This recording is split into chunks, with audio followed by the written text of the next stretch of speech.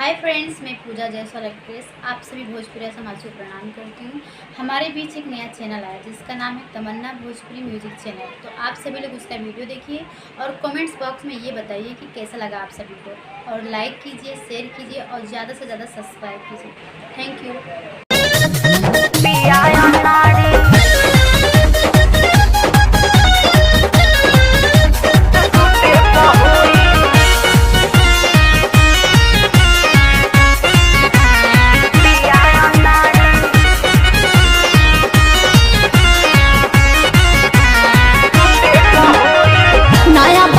भैलो पेनहब न साड़ी काहे न बात बुझ पिया नारी। ए जी सुनी ना, नया बसादी भैलो पेनहब न साड़ी काहे न बात बुझ पिया नारी।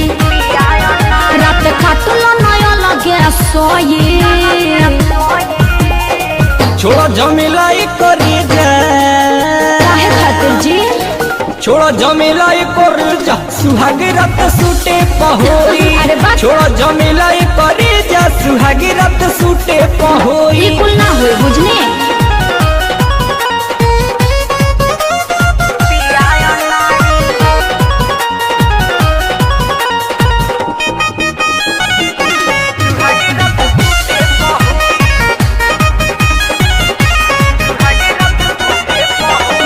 मान जाए राजा तनी सुता कर बट के। आज वाली रात फेरू बट के उ सब हम नहीं जानत बुझली।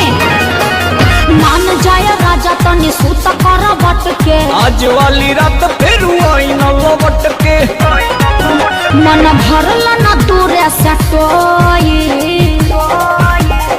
छोड़ो झमेला करे जा काहे खातिर बहाना ना चले। छोड़ा झमेला करे जा सुहाग रात सूटे पहोई। ना बाबा ना। छोड़ा झमेला करे जा सुहाग रात सूटे पहोई। ओहो जीत मत करी।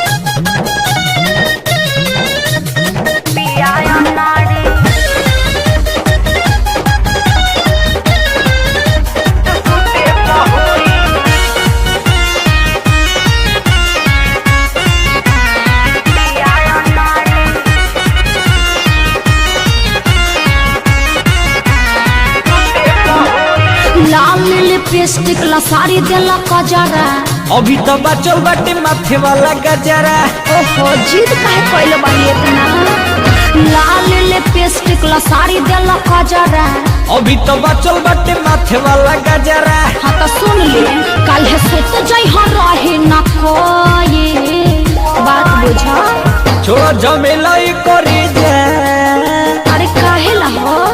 छोड़ा झमेला करे जा सुहाग रात सूटे पहोई। छोड़ा झमेला करे जा सुहाग रात सूटे पहोई। ठीक है ना ना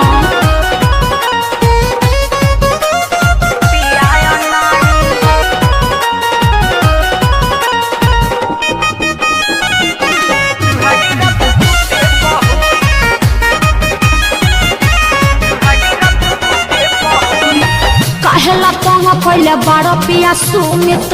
बातें न मनबू तो कैसे गई भूगी। अरे हम न समझा टेंशन काहे लेत बानी। काहेला कहाँ पहले बारह पिया सुमित। बातें न मनबू तो कैसे गई भूगी।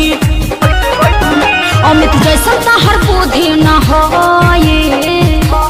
सब बकलोल बड़ा। छोड़ा झमेला करे जा अरे तो का करे। छोड़ा झमेला करे जा सुहाग रात सूटे पहोई। छोड़ा झमेला करे जा सुहाग रात सूटे पहोई। अरे बा का जिद कइले बाड़ो।